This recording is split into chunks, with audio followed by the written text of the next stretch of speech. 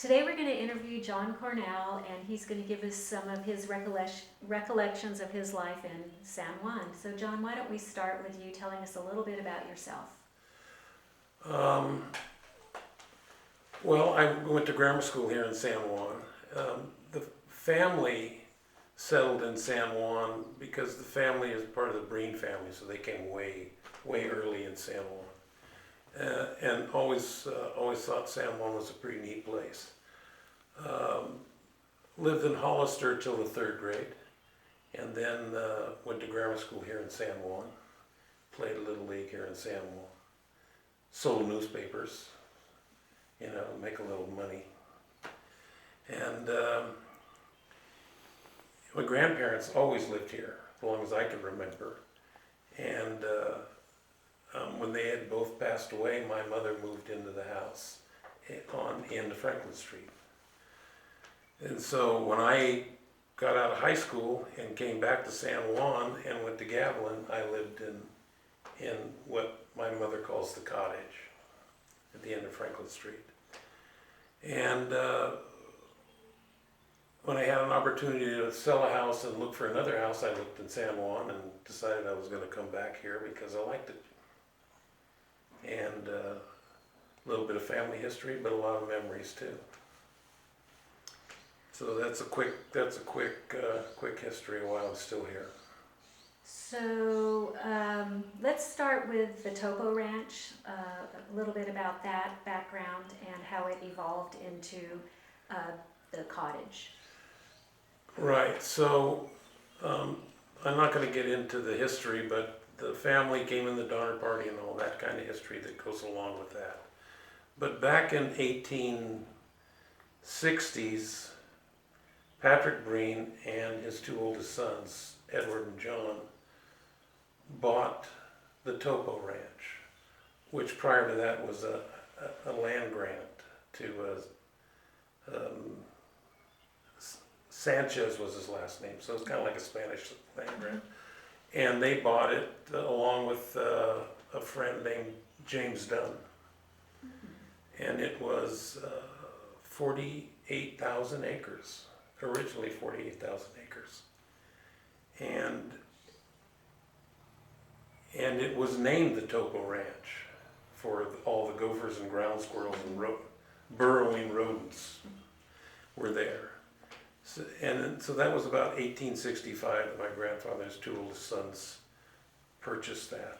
They ended up dividing it. Not that there was an argument, but James Dunn wanted his own half, and they split it in half. And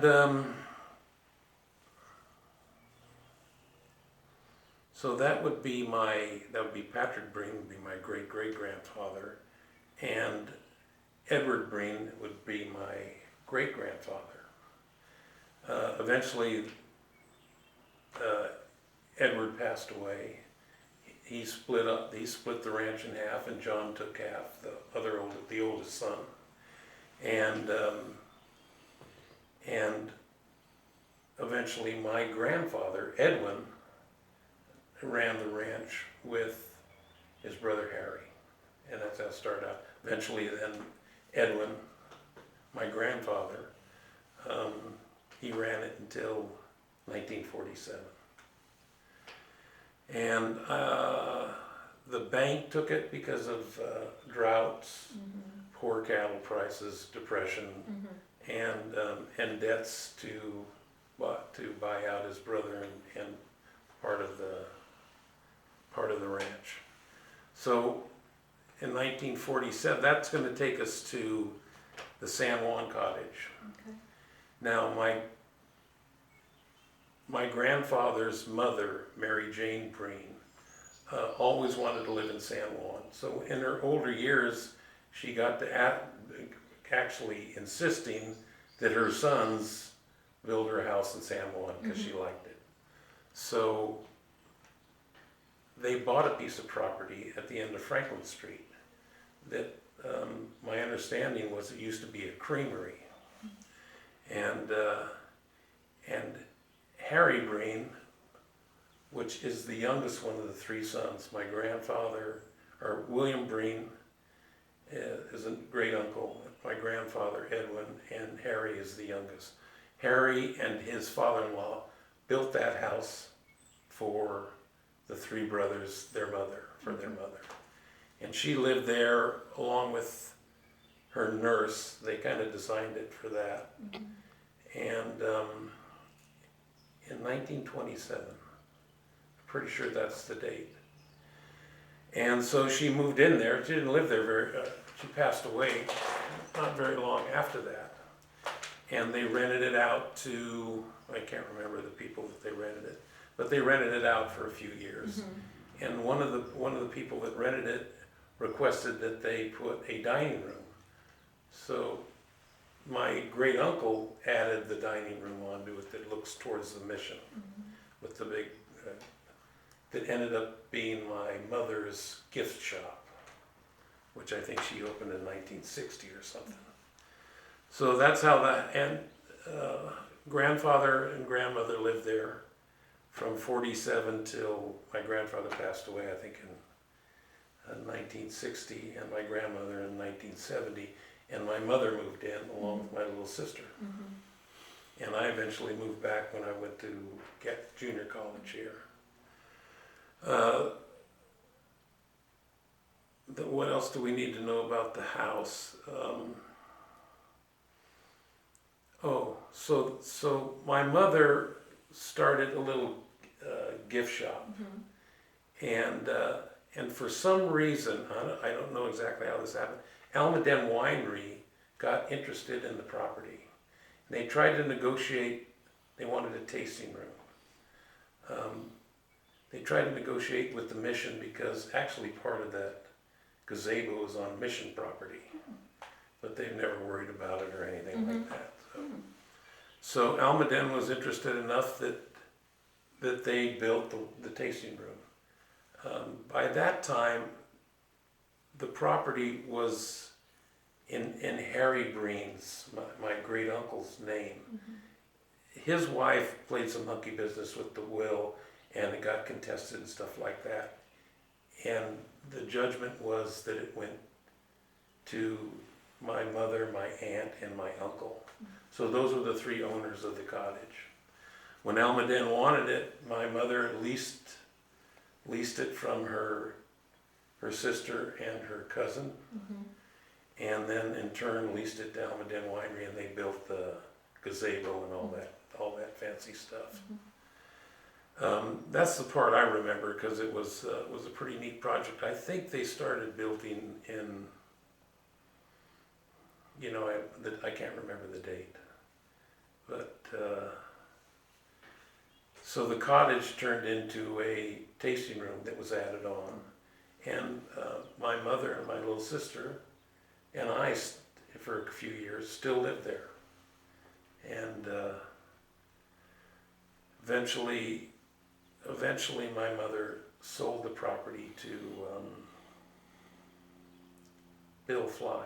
I don't know if that rings a bell for you, but William Fly and his wife. And then they sold it to, I want to say, this German couple, Berg. I can't remember their name. But that's who owned it then. I don't know who owns it now. So that's the cottage that Harry built for his mother. And a pretty neat place. And Almaden got interested in. The last time I was there was my cousins had gotten married on the gazebo, and they asked if I would go, and they wanted to renew their vows after 50 years, 50-year anniversary. So I had to round up the owners and ask for permission they could redo their vows. So that's the last time I've been there on the gazebo. But it's still there. I don't know what they're doing with it now, to be honest with you. But it was a cute little house, and San Juan's always been a fun town. Like I said, my young playing Little League and selling papers after school and stuff. Always wanted to move back to this town, and I finally did. So that's your little history. So, couple of questions. Topo Ranch, King City? It went all the way from, actually the original land grant went from the Pinnacles all the way to the airport in King City. And that was almost 50,000 acres.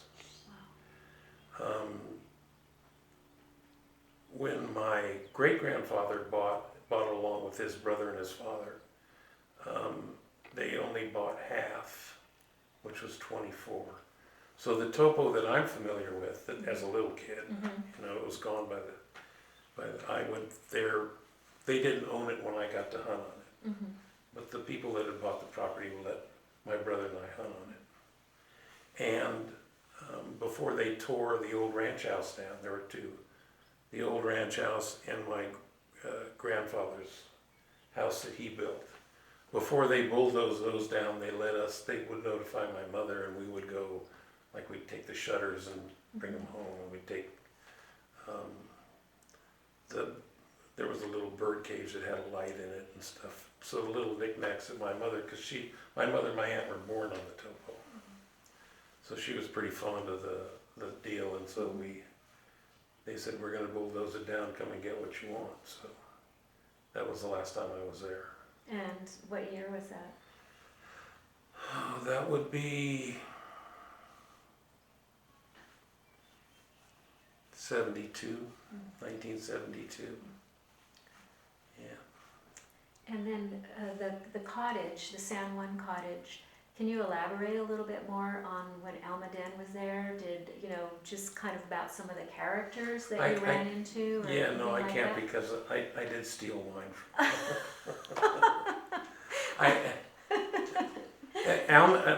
Almaden approached my mother about the lease and stuff, and actually how that evolved. Almaden was looking for a place to put a wine tasting room, and they approached her about it. So she was advised to lease it from the other two people that owned it, and then in turn lease it to Almaden Winery.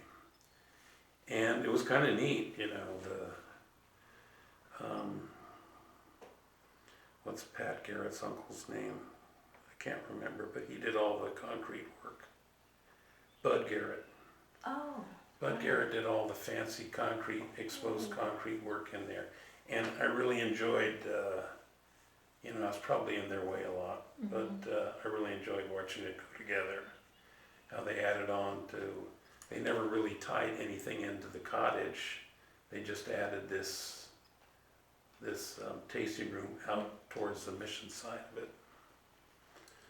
So that was fun, and the gazebo was neat to watch them build, because there were some pretty neat craftsmen there that put it together.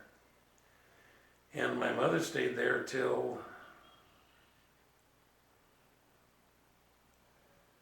I want to say 78.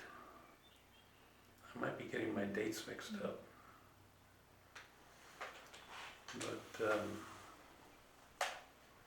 and then like I say, Bill Fly and his wife, they bought it. And then the German couple bought it from Watsonville. And their name slipped away from me. And I don't know who owns it now. Yeah. It's a nice little piece of paradise down there. Great view from the gazebo, and you're in the shadow of the mission. It really is a spot. We had great seats for the fiesta. Watching it all happen, we didn't have to buy a ticket. Yeah. And I had some great parties when my mother would leave to do whatever she was doing on the weekend with her friends. We had some pretty great parties there. So I miss the house. Yeah. I reminisce a little bit when I go by. I'm walking the dog or something, but it was a cute little house. I remember always, there was so much that needed to be fixed that I had gotten into starting out fixing a faucet in the shower in the bathroom, and ended up halfway into the middle of the street replacing pipes because they were so old, But it was well worth it. My little sister loves it too. She loved that place. So Yeah, I worked at the wine tasting room and I loved that room. I still can remember it and I haven't been in it since 1972. Yeah, I don't know what they're doing with it. Great room.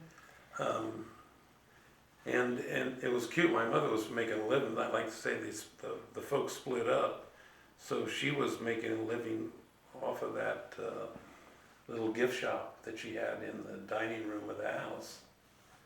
So the house took care of us well. How about the characters on the street? Did you ever go see Mr. Tax or Clara Zanetta? I like Mr. Tax. A lot of kids were afraid of him. And He was nice. Yeah, he would. But I liked him.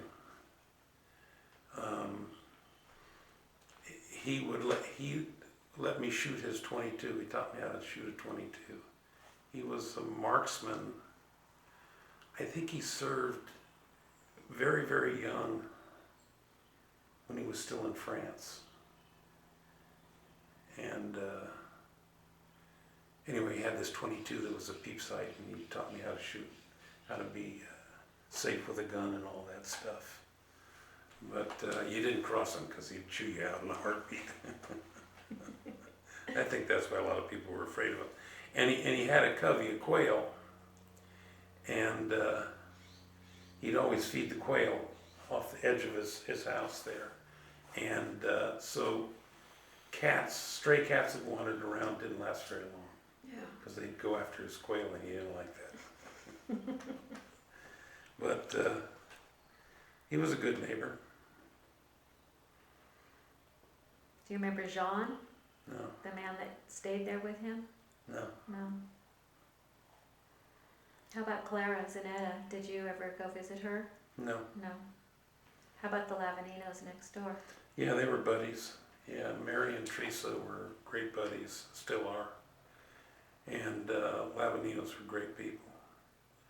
You know, I'd work for them in the summer, tarpon garlic and stuff like that. Anything else you want to add about growing up or living in San Juan that has been memorable?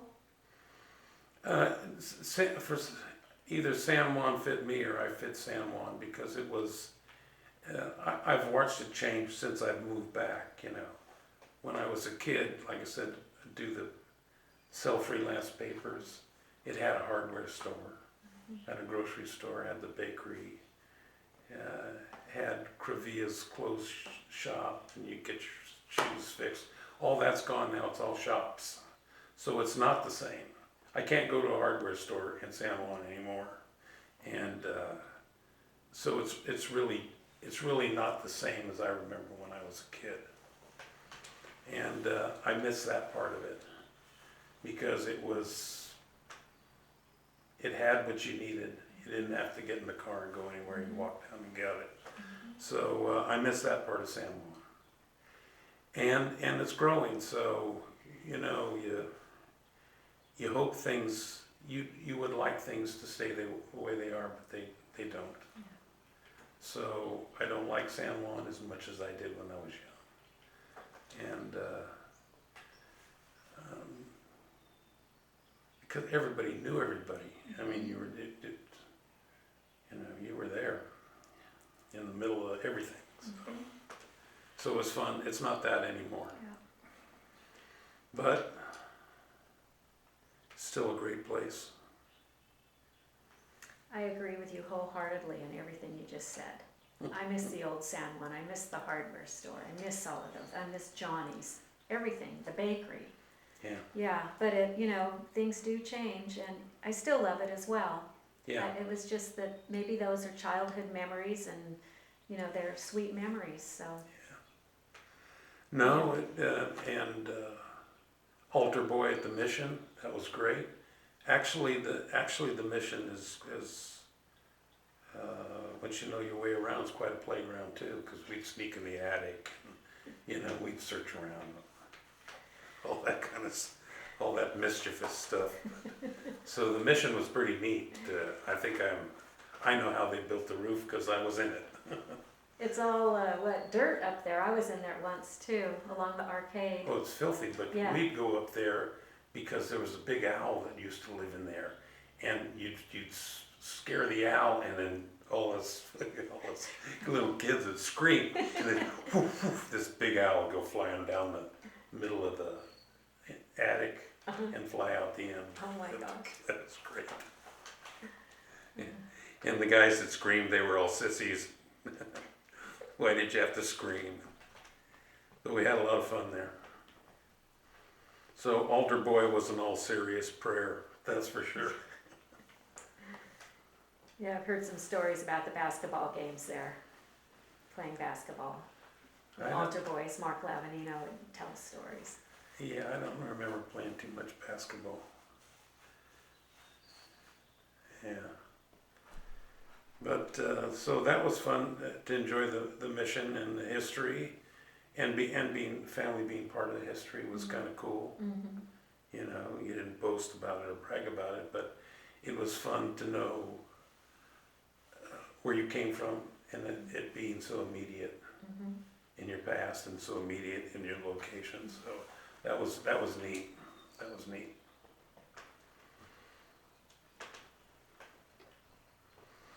And so I moved back here. It draws you back. Me too, after 45 years. And how long have you been here since the city? Let's see, I built a house in Gilroy in 80. And I moved back here in 2007. So I was gone for 25 years or something. Yeah, it definitely draws you back. Yeah. So what was the name of your Little League team? We were the Blues. San Juan wasn't very original. You know, they had yellow shirts and those were the yellows, and they had red shirts and those were the reds, and we had blue shirts, we were the Blues. No fancy names like the Cardinals or nothing like that. But it was fun. It was fun. And they didn't have a fence. So if you could hit a ball, and I could hit a ball pretty good when I was young, and if it got off the lawn and got onto the street, it rolled clear to the cemetery. So you just run around, make a home run, and then the ball still be rolling, so you run around again with it. So Little League was fun too. But those were I think there were 4 or 5 colors, I can't remember. Greens, blues, yellows, reds. Anyway, and Nick was our coach. He was the one policeman in San Juan, the one and only policeman, and he was our coach. So he kept a string on us if he saw us pulling mischief around town. You heard about it at baseball practice. Nick was a great guy. Yeah. So what year was that when you were playing Little League? Oh gosh, you're gonna make me do the math. Let's see, I was born in 52, so I was probably about 62. Okay. Yeah. Any other memories you want to share about the rodeo or I have a lot of parade? memories, but I'm not sharing them with you. Okay. Yeah, I'm not gonna share them all. No, a great town to grow up in.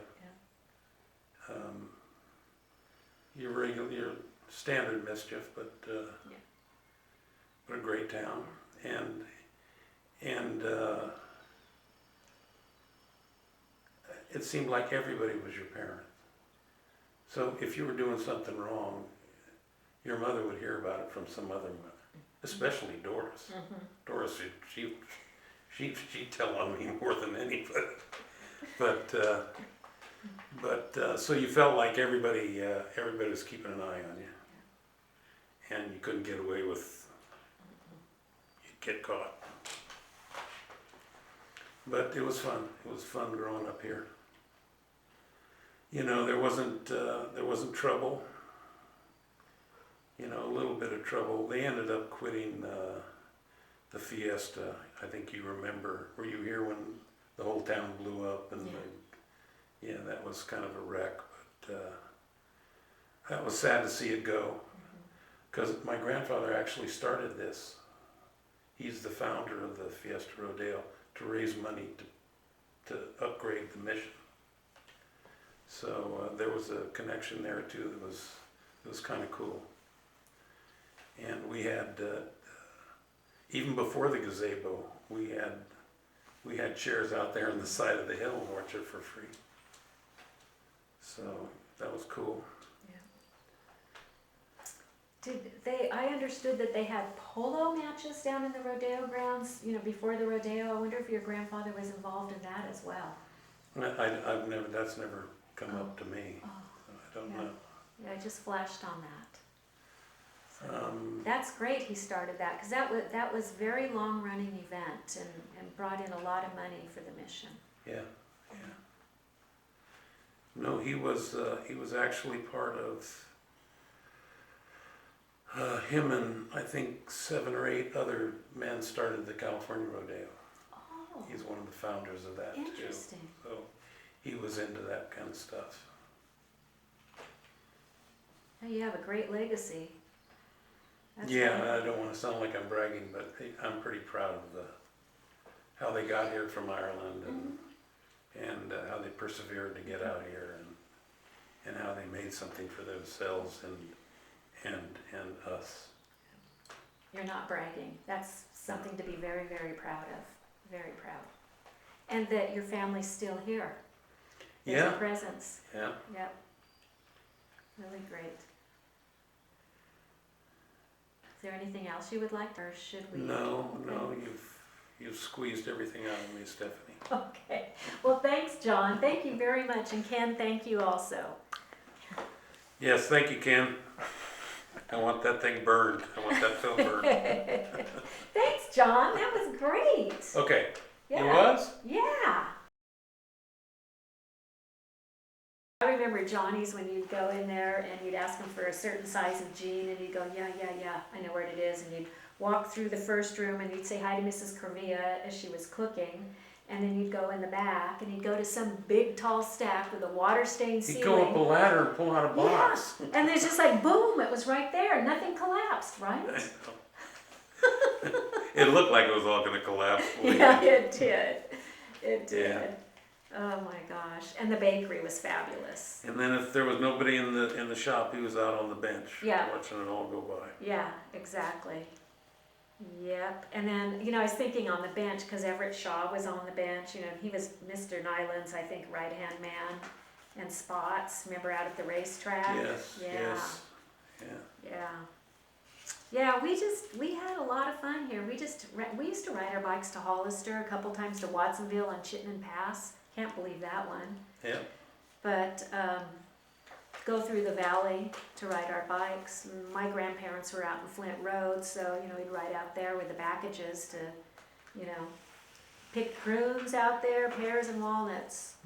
Had the whole kids in town, the Zazzas, the Lavaninos, the packages.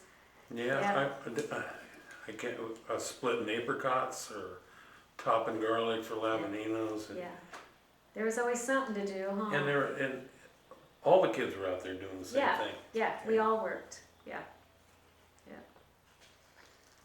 No, it's a good little town. Yeah. I'm just trying to keep a little piece of it, right? Yeah, I'm getting so confused. They're sending all the flyers at home. Mm-hmm. Yes on cue, no on cue, Q on cue. I don't know. I guess I gotta start reading up. Yeah. Well, so you both have an intimate relationship with the rodeo, Fiesta Rodeo.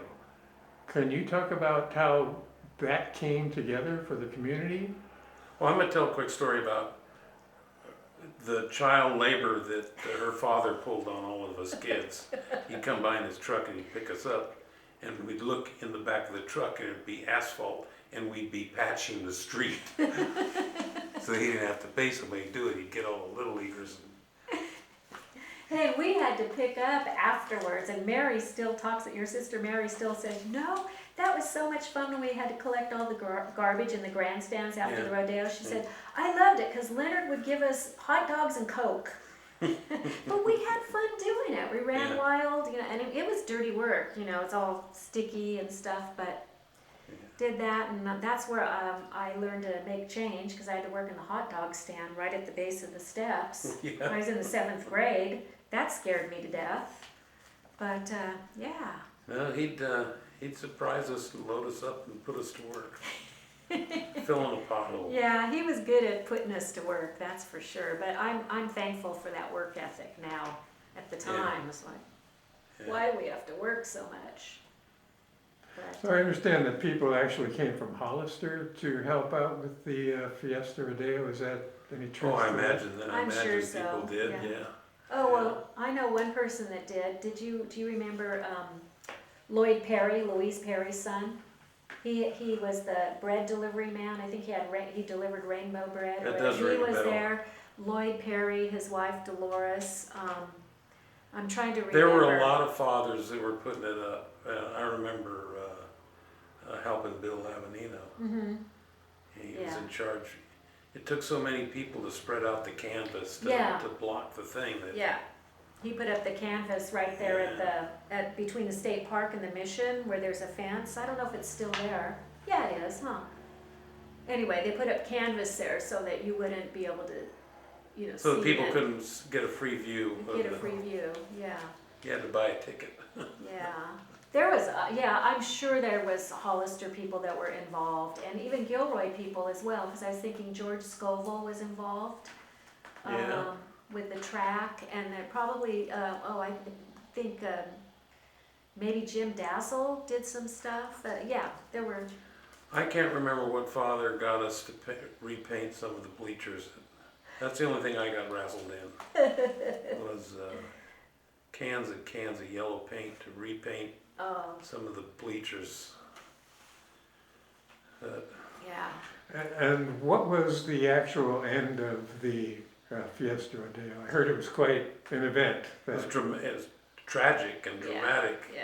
Could you talk Yeah, about there was that a little bit? I didn't go down to the main street to see what Yeah. happened, but it was. I don't think it was by today's standards, it was nothing, but back then, wasn't it just kind of a little fiasco, or a fiasco on Main Street, some bikers, I guess? I think so. Yeah, I think so. but I think ultimately it was more that a liability issue. We were pushing into the 80s, I think it was 81? I can't remember, so you know, things were starting to come up with insurance, and I believe it was maybe the priest that put a stop to it. But I don't know for sure. Kathleen Avila would know. Yeah, I don't know. Yeah. I remember all the tear gas flowing up. Yeah, see, I don't remember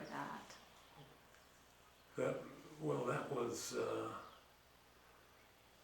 That was before what you were talking about, because that would have been in 72 or 70 something. Oh, yeah, Was the so tear gas. I think 81 was the last one, so maybe I think you're right. I think what they did is they had some issues and then they tried to calm it down.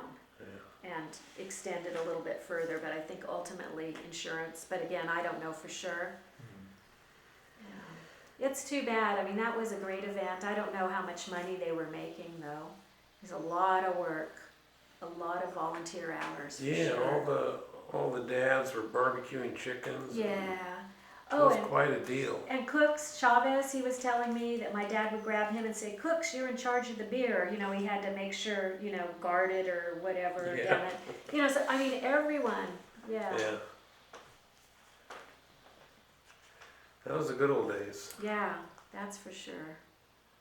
And I remember too, the fog would always roll in right over here in July, and my dad would always just, you know, worry about the fog rolling because he wanted a hot day so they could sell a lot of beer and make sure that they really put extra salt on the chicken so they could sell a lot of beer at the chicken barbecue. And those barbecues were great as well. They were. Yeah, all the ladies that were working there helping out.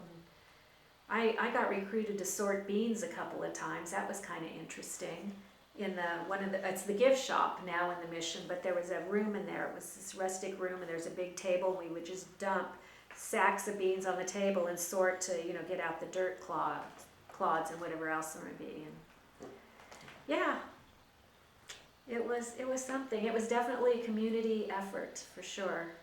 I don't see it coming back. I don't, and the pageant would be fabulous. I mean, I've only seen pictures, obviously, because it was in the 40s, but that one at least, you know, I guess they were just putting on plays and things like that. But the whole town was involved. They really involved the kids in that. I think my dad started when he was, I don't know, 5 or 6 years old. He read some little thing, you know, he started out early.